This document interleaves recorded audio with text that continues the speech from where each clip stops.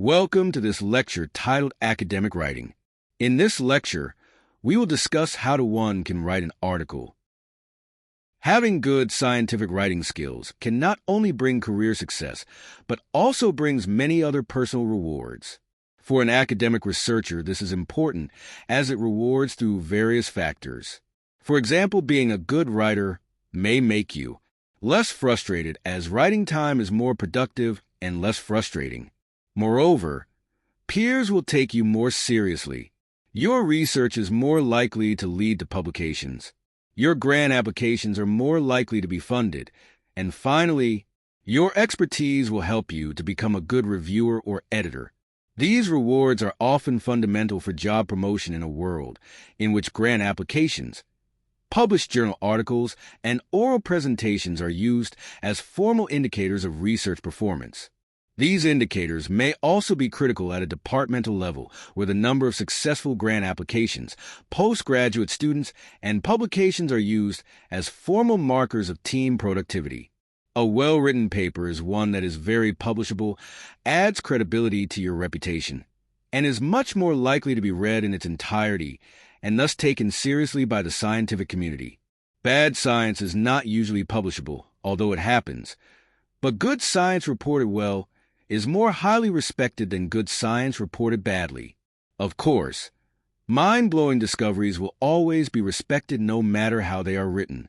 Few of us are lucky enough to have such discoveries to report, but even exciting new findings are better appreciated if they are written elegantly. There is no doubt that good writing skills will bring you a more rewarding research career because fewer keyboard hours will need to be spent on each published paper. Long hours spent at the computer rearranging pages of print are not the best way to achieving a happy and healthy life. By reducing the time it takes from first draft to final product, good writing skills are a passport to both academic success and personal fulfillment. Scientific documents cannot happen unless they are given priority in life. To achieve this, it is important to develop good time management skills that enable you to distinguish between the urgent and the important issues in your working day. Point 4. Before you begin writing, you need to get on top of the urgent and important tasks for the day. It's a matter of addressing the crises, completing the deadlines, and getting the pressing matters off your desk and out of your mind. It is also a good idea to be aware of and minimize the urgent but unimportant matters, such as unnecessary mail and meetings that tend to waste a day away. If you let the unimportant matters fill up your day, you will never find enough time to write. One tip can be to schedule your own time for writing. Scientific writing is a well-defined technique rather than a creative art. The three basic aspects to effective scientific writing are thought, structure, and style. Where thought is a matter of having some worthwhile results and ideas to publish. You need some new results to publish, and you need to be able to interpret them correctly. Structure is simply a matter of getting the right things in the right place. Style is a matter of choosing the fewest and most appropriate words and using the rules of good grammar. When beginning to write your article, it is important to recognize the major parts within your scientific article. Typically, we apply the IMRAD structure, which stands for Introduction, Methods, Results, and Discussion. This structure ensures that your article is organized logically and provides a clear narrative of your research. Let's take a closer look at each section. Introduction answers a question. Why did I do it? Methods answers a question. What did I do? Results answers a question. What did I find? Discussion answers a question. What might it mean?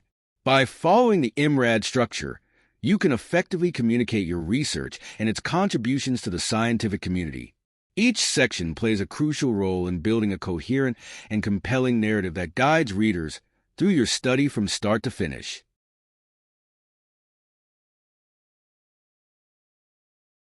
When writing an academic article, the structure typically follows a standardized format, at least in our field: abstract, introduction, method, results, discussion, and conclusion, followed by a reference list. This organization is designed to support readability and logical flow for the reader. However, When drafting a paper, it is often more practical to start with the methods and results sections. The introduction and discussion can then be developed iteratively as your work progresses. Finally, once all sections are complete, you can distill the key points into a concise abstract. In this lecture, we explain how to write each section of a paper. While we present them in the order they appear in the final manuscript, this is not necessarily the most efficient order in which to write them. The title of article is very important, as the title will be the first thing a reader encounters when looking at your article. The title should convey content, intent, and scope of the study. It should include the main keywords for the study. It is important to avoid words that provide little meaning to the reader. So, be cautious with the words you select in your title. You need to give special attention to writing the abstract of your paper. The abstract is crucial as it provides a concise summary of your results, using fewer words than the main body of the paper. This section should highlight only the most interesting and important aspects of your work. The abstract should be structured by initially stating the aims of the study, followed by an overview of the basic study design and methods. Next, present the main results, including specific data and their statistical significance. Conclude with the interpretation and conclusion. When writing your abstract, you can follow this template. Here we can also see a weight for each element, and if it is required. In information systems, you typically find all of these elements. When writing your introduction, it is important to consider the following aspects. Firstly, the introduction sets the stage for your research by providing background information and context. Explain the problem or question your study addresses and why it is important. State the objectives or hypotheses of your research. Highlight the gap in existing knowledge that your study aims to fill. And finally, provide a brief overview of the approach you will take to address the problem. One way to begin writing the introduction can be to use these guiding marks. Begin with your first paragraph to answer what we know, the second paragraph to answer what we don't know, and finally answer why we did this study. The following technique, known as Create a Research Space, CARS, provides a clear framework for organizing your introduction. It comprises 3 main moves, each with specific steps. Move 1. Establish a territory. In this move, you establish the background and importance of your research topic. Step 1. Claiming centrality. Highlight the significance of the topic within the broader field. Emphasize why the topic is of general interest or importance. Step 2. Making topic generalizations. Provide general statements about the topic. Discuss known information or establish facts related to the subject. Step X. Reviewing items of previous research, iterative in Move 1 and Move 2. Review and summarize relevant research studies.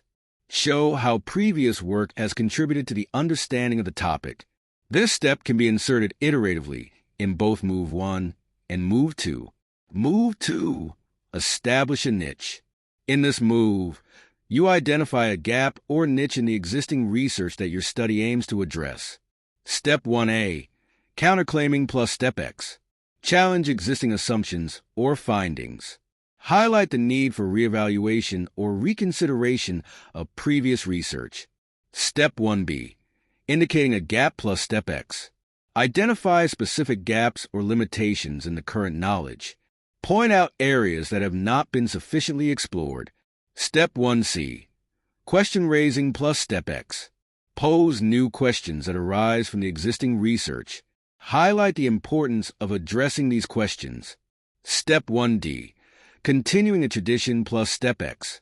Indicate how your research continues or extends a particular line of inquiry. Show how your work builds on established research traditions. Move 3. Occupying a niche. In this move, you outline your research's objectives, contributions, and structure. Step 1A. Outlining purposes. Clearly state the aims and objectives of your study. Explain what you intend to achieve through your research. Step 1B. Announcing present research. Provide a brief overview of the research you conducted. Highlight the scope and focus of your study. Step 2. Announcing principal findings. Summarize the key findings of your research. Emphasize the most significant results and their implications. Step 3. Indicating structure. Outline the structure of your paper. Provide a roadmap of the sections and organization of your research. By following the CARS model, you can create a well-organized and compelling introduction that effectively sets the stage for your research, identifies a niche, and demonstrates the significance and contribution of your work. When writing your method, it is important to consider the following aspects. The method section details the procedures and techniques you use to conduct your study. Describe your experimental design, including any controls or variables. Provide information on the materials and equipment used. Explain the data collection process and any specific protocols followed. Include details on any analytical methods or statistical tests applied. Ensure that your description is thorough and precise so that other researchers can replicate your work. When writing your results, it is important to consider the following aspects. The results section presents the main findings of your study. Summarize the data collected and any significant outcomes. Use tables, figures, and graphs to illustrate your findings effectively. Present your results in a logical order without interpretation. Highlight key results that support your original objectives or hypotheses.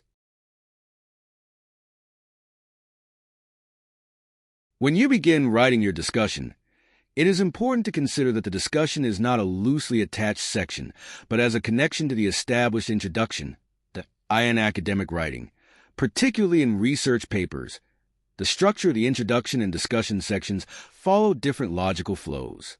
This slide visualizes how these sections are often structured differently to serve distinct purposes. When we introduce our research, we typically start broad and progressively narrow down our focus. This is what we see on the left side of the slide. Establishing a territory. We begin by providing a broad context, discussing general knowledge, and explaining why the topic is important. Establishing a niche. Next, we narrow our focus by identifying gaps in the literature or defining our research question. Occupying the niche. Finally, we specify how our study addresses these gaps, justifying our approach and contributions. This structure moves from a wide perspective out to a specific focus in, making it past-oriented because it builds on existing knowledge and previous research.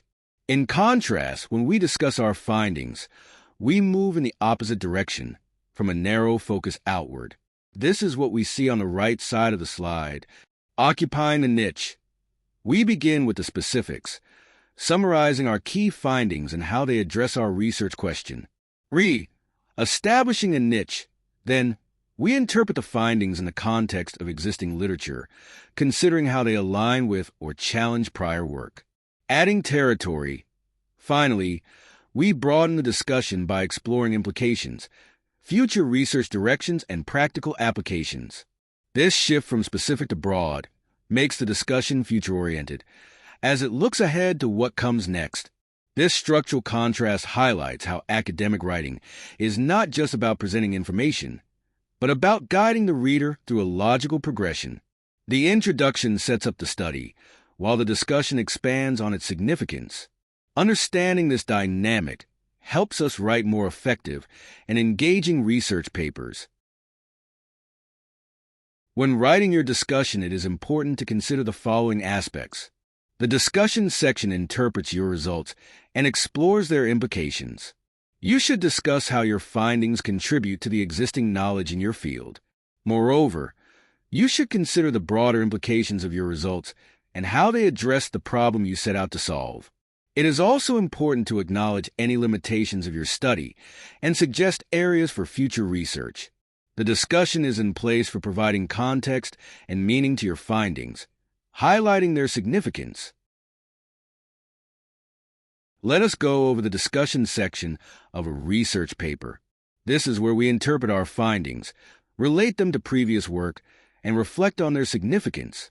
We typically start with a recap of the aim or a summary of the main point of the study. This helps ground the reader before diving into the findings. The significance of findings is a key part of this section. Here, we should highlight specific outcomes, both expected and unexpected. We then interpret what these outcomes mean and compare them with previous studies, discussing whether they align or contradict existing research. This process, stating outcomes, interpreting them, and relating them to prior work, can be repeated for each major finding or approach. Next, we discuss any unsatisfactory results or limitations. No research is perfect, and it's important to be transparent about the constraints of the study.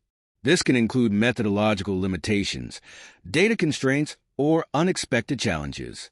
Another essential aspect is reflection on validity and reliability. This means assessing how robust the data and methods are. Did any biases influence the results? Were there any weaknesses in data collection? These reflections add credibility to the research. We then move on to research implications. What do our findings mean for the field? Do they have practical applications? Do they suggest changes in theory or methodology? Finally, we conclude by promoting further research. Good research often raises new questions, so it's important to discuss what future studies should explore based on the current findings. This structure ensures a comprehensive and logical discussion of results. In research writing, the way we structure the discussion and conclusion sections can vary depending on the discipline and the nature of the study. There isn't a single correct way to organize these sections. Rather, different approaches exist. Some papers combine results and discussion into a single section, discussing findings immediately as they are presented. Others keep discussions separate from results, allowing for a deeper interpretation after presenting the data. Similarly, some studies have a standalone conclusion, while others merge the discussion and conclusion into one section. In some cases, there may even be no dedicated discussion section, especially in fields where results are self-explanatory or integrated into the conclusion. If a paper includes only a conclusion without a discussion, certain structural elements should still be included. This conclusion should recap the aim and research questions, RQs, or provide a brief summary of the study's main point. Restate the main argument, reinforcing the study's core message. Highlight the main findings of the research. Emphasize the contribution of the study, how it advances knowledge in the field. Suggest directions for further research, identifying gaps that future studies can address. Finally, discuss any practical applications or implications that arise from the research. Understanding these variations helps in structuring the final sections of a paper in a way that best fits the study's needs and academic expectations.